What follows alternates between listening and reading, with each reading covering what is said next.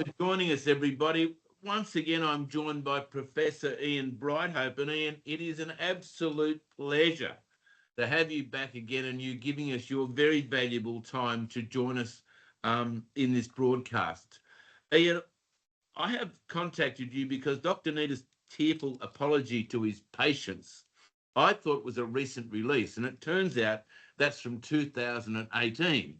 But more importantly than that, Dr. is in his tearful apology demanding that the medicine return to its roots, putting patients first. You have written a Substack on it, which was really, really good. And obviously you knew of this event so long ago. Well, it seems so long ago now. What we've been through these past 6 years has been horrific for many people. Professor Brighthope, on top of that, in your response, you talk about this nation being the only country in the world with a coercive, no jab, no part play, no pay policy. Yes, thank you, Russell. It's a great pleasure for me to join you as well.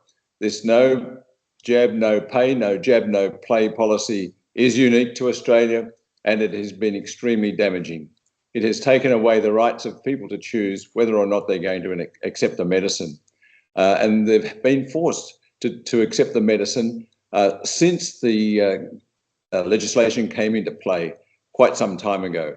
And it should have been objected to and thrown out a long time ago, because this business of forcing infants and children to have vaccines basically poisons that stimulate not just the immune system, but every system in the body, is to me against nature. It is immoral, it's unethical, and philosophically, I can't really, like Dr. Nees, live with that approach to the treatment of people when we know very well that we don't need these vaccines in a healthy population, and we should be doing research in other areas. Professor, I know people who are allergic to penicillin, and as soon as the doctor or specialist finds out they're allergic to penicillin, they mark their card with never to have penicillin. You are to tell every practitioner you are never to have penicillin because it could kill you.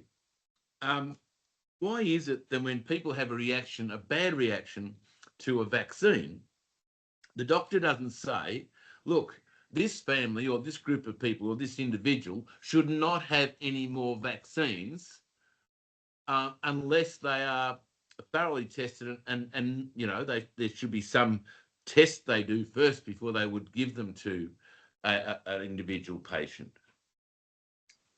Exactly, Russell. Look, it's the same with peanuts. A peanut can kill allergic children. When we know you're reacting to something, we don't repeat it. However, vaccination and vaccines have become the sacred cows. They are things that we are not allowed to criticise in medicine. We are not allowed to say to patients, don't take these vaccines. We are not permitted to say to mothers, don't take these vaccines, even if we suspect in an allergic family the vaccines will damage the children. And this is an antipathy to good medical care, and certainly it is a severe assault on children. In fact, it's an assault on the child. The child does not have the opportunity to refuse or even be given informed consent because they're too young to understand. Unfortunately, our adult population, Russell, has been completely brainwashed that vaccines are essential. They are not essential. There are many other ways of preventing infection. The childhood infection diseases were diminishing in the 1960s, even before the 1960s, in terms of incidence. We don't need them. We just need a well-nourished population living in hygienic conditions, not completely hygienic, but hygienic conditions, and ensuring that the critical nutrients like vitamin D and others, of course, are optimized. This is proper healthcare. This is individualized healthcare. And if we don't look after the individual, we're not looking after the population. I mean, it makes me, I get upset about this because I've seen so many vaccine damaged children in my last 50 years. Yeah. And I mean, I did not vaccinate my own children. They are the healthiest. They've never required any sort of medical intervention, and they're adults now, of course. They've never had long courses of antibiotics. In fact, my son only had one course after surgery, following an injury, and they are perfectly healthy. The healthiest populations in the world are those who are unvaccinated. Take the Amish people in the United States, for example. The studies have been done. Utah? Are they in Utah? Yeah. They're in Utah. And there were reports of they don't have eczema, they don't have autism. Well, there's 2 autism cases, and they were people that came to live there after they'd been living in the broader community. That's correct. It goes on and on and on. They don't have polio, they don't have this, they don't have all these. They just don't have them. It's just not part of their health. That's correct, Russell. Absolutely. And we know that children who have been, or infants who've been vaccinated, if they have a fever or if they have a febrile fit, we call it a fit, it could be anything, but we know that those children, if they don't recover quickly within the next 24 hours, that they are going to go on to be children whose mothers will say, my baby was never the same. My baby was never the same. And then in a few weeks, it developed this rash. It became eczema. And then the rash disappeared and it became asthma. Or my baby had fits and the fits didn't stop and they diagnosed epilepsy. It's unbelievable. And when we see the increasing incidence of childhood illnesses, including type 1 diabetes, including some of the leukemias, we have to say, what are we doing to every system in the body when we inject these poisons? Because they are poisons. They are toxins and the body reacts to it, not just the immune system. What about a measles vaccine? No, you don't need measles. We all had measles. I mean, measles is a very mild febrile illness with aches and pains. It might cause, certainly causes a rash. You go to bed and you rest, and you fed chicken soup or something nourishing. I mean, this was the way our mothers treated us and our grandmothers treated us. We were given things like cod liver oil, full of vitamin A and vitamin D. Vitamin A is important for our killer cells, the killer cells of the immune system. With low levels of vitamin A, the killer cells don't work so well. And with the vitamin D, of course, every cell in the body receives vitamin D, which is the messaging from the sun, if you like. The power of the messaging from the sun goes into every cell. Very quickly, Professor, what do you say to people that have called you and I anti-vaxxers because of this interview? No, we're critical thinkers. I mean, there's no such thing as an anti-vaxxer. We're critical thinkers. We're saying no to something that should not be injected into our bodies. Those who want to have vaccines, that's fine. They can choose to have a vaccine, but they should always do their homework. They should do a due diligence on every vaccine that's going into the child's body and have a look at the ingredients in the vaccines, Russell, so that they understand that there are heavy metals in the vaccines, there are biological substances in the vaccines, there are altered proteins that nature never made that are injected into our babies.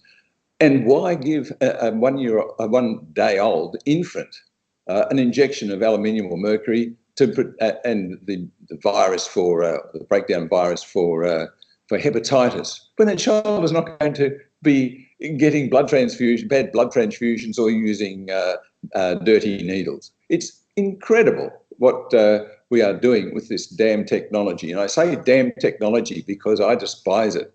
It's absolutely not necessary, and it's taking us away from the pathway to good health, to the pathway to optimal prevention and helping the whole world, the entire world. Look, the people who get severe tuberculosis, for example. Now, we've got a good vaccine against tuberculosis. It doesn't work 100%. But the people who do very well with tuberculosis are not the alcoholics and the down and outs and those who are malnourished. They're the ones who do the worst. The ones who do the best are those who are well nourished and have rolled out onto the veranda and into the sun if they're in hospital. That is proper health care. Sunlight has the ability, when it falls on your skin, to do more than just produce vitamin D, Russell. We will be seeing a lot more about light therapies in the future. We don't need these vaccines. humanity existed very well before vaccines came along. And if we look at when the infectious diseases are best controlled, it's best controlled when we've got shelter, when we've got good food, and we've got hygiene. And that is, as far as I'm concerned, that has to be the future of humankind if we're going to get away from the excessive use of vaccines. Because once the vaccines are being given to the children, they are made sick and unhealthy. And this level of unhealthiness predisposes them to other infections. They get respiratory infections, they get gastrointestinal infections. We start giving them antibiotics, antifungals, antiviral agents, and all of these antis are anti-life. They are not given in the best interests of sick kids into sick adults. Sick adults. I love to see healthy kids, and I've seen kids that have been damaged with vaccines turned around by their mothers who attend to their diet and attend to natural healthcare approaches to these children. Those who miss out on this end up with a lifetime of illness. I mean, let me tell you, it's not just vaccines. We've been a ship around for 50 years. Do you think we're going to break through? We break through. For people critically look at what we're doing in our healthcare arrangements in this country, this great nation, Australia. Well, we will if we get good governance into this country and honesty and transparency and good science, and remove some of these people who are just pushing vaccines all the time. And also look at what Robert F. Kennedy Jr. is doing in the United States. I think we will see the facts and the data coming out. And from the facts and the data, we will actually, as long as the data is interpreted the right way and it's honest data, we will see emerging the truth in terms of healthcare. And we'll be shocked at what we've done over the last few generations. Australia prescribes more antibiotics for infants than any other country in the world. As soon as you do that, you actually stir up their microbiome, you disturb it, and that microbiome in the gut lasts for life unless it's addressed. So you're asking for disease. I didn't know we're in the only country in the world with a coercive no jab, no play, no pay policy. It is crazy. I think you'd be a very good person to head up the Committee for Australian Health. Thank you, my friend.